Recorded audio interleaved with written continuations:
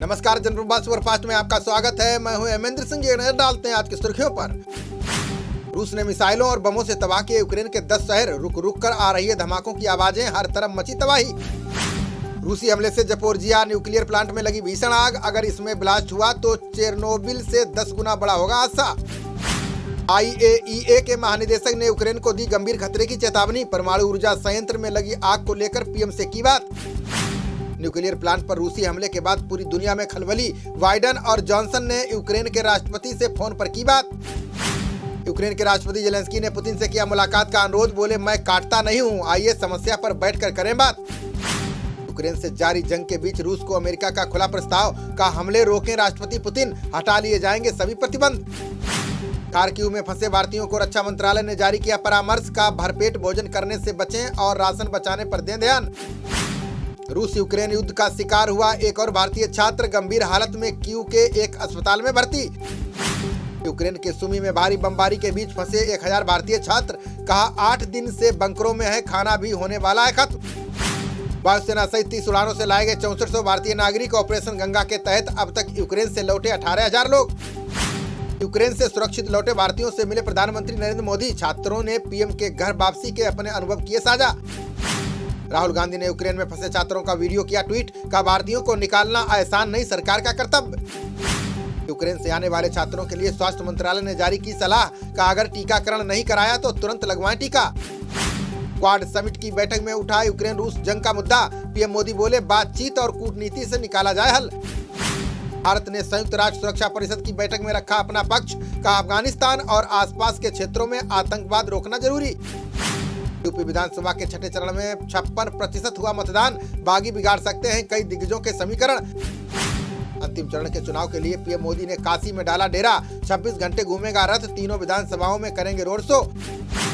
राजमहल पहुंचे गृह मंत्री अमित शाह ने सपा को बताया माफियाओं की पार्टी। बोले, सपा के सत्ता में आते ही जेल से बाहर आ जाएंगे सभी माफिया।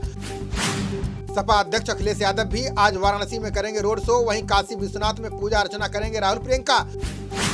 राज्यपाल धनखड़ ने 7 मार्च को 2 बजे बुलाई विधानसभा। ममता कैबिनेट के एक प्रस्ताव को लेकर हुआ था विवाद।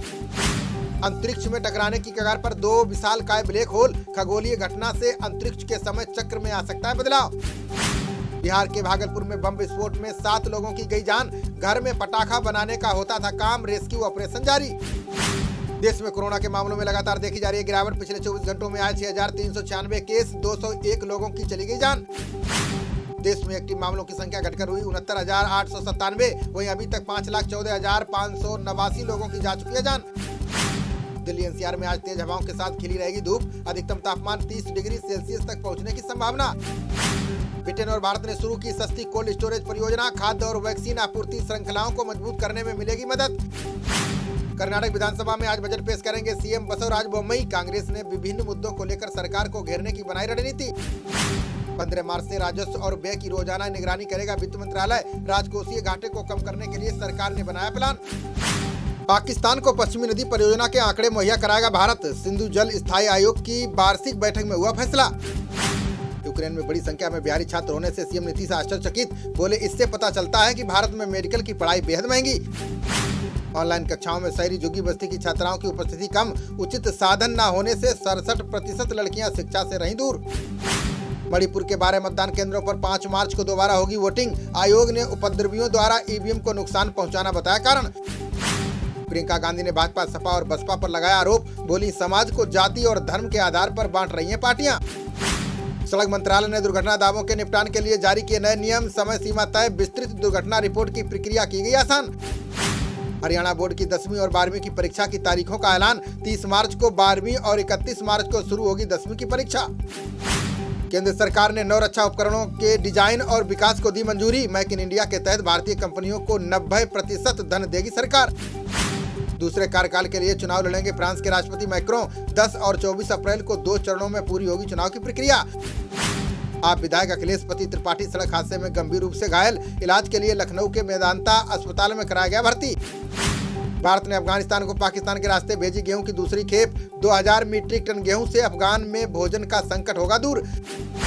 संघ प्रमुख मोहन भागवत ने सामाजिक उद्यमिता पर दिया जोर। बोले, सभी के सहयोग से वित्तीय रूप से ताकतवर बनेगा देश। यूपी के मंत्री मोहसिन रजा के खिलाफ गिरफ्तारी वारंट जारी। मारपीट के 32 साल पुराने मामले में एमपी एमएलए कोर्ट ने की कार्रवाई। मथुरा में दरोगा पर बालू से भरी ट्रैक्टर ट्रॉली चलाने की कोशिश। नौझील पुलिस ने मामले में 3 आरोपियों को किया गिरफ्तार। राजस्थान में नए जिलों के गठन के लिए बनेगी उच्च स्तरीय समिति। गहलोत बोले 15 लाख करोड़ की अर्थव्यवस्था वाला प्रदेश बनेगा राजस्थान। गुजरात में भाजपा सरकार ने चुनाव से पहले पेश किया आखिरी बजट। राज्य सरकार ने शिक्षा के लिए सर्वाधिक धन का किया आवंटन। अब मेघालय में भी सीबीआई को जांच के लिए लेनी होगी अनुमति। इससे पहले 8 राज्य वापस ले चुके हैं जांच के लिए आम सहमति। ट्रेन टक्कर सुरक्षा प्रणाली कवच का परीक्षण करेगा रेलवे। स्वदेश निर्मित तकनीक को जांचने के लिए रेल मंत्री ट्रेन में रहेंगे मौजूद। यूपी चुनाव को लेकर ओपी राजभर ने सीएम योगी पर बोला हमला का 10 मार्च को गाना बजेगा मेरे अंगने में तुम्हारा क्या काम है। श्रीलंका के खिलाफ मोहाली टेस्ट में टीम इंडिया ने जीता टॉस। कप्तान रोहित शर्मा ने पहले बल्लेबाजी करने का लिया फैसला। भारत ने अपनी पहली पारी में 2 विकेट के नुकसान पर बनाए 97 रन। कप्तान रोहित शर्मा 29 रन बनाकर लौटे पवेलियन। पूर्व कप्तान विराट कोहली का 100वें टेस्ट में किया गया सम्मान। कोच राहुल द्रविड़ ने सौंपी कैप। अनुष्का शर्मा भी रही मौजूद।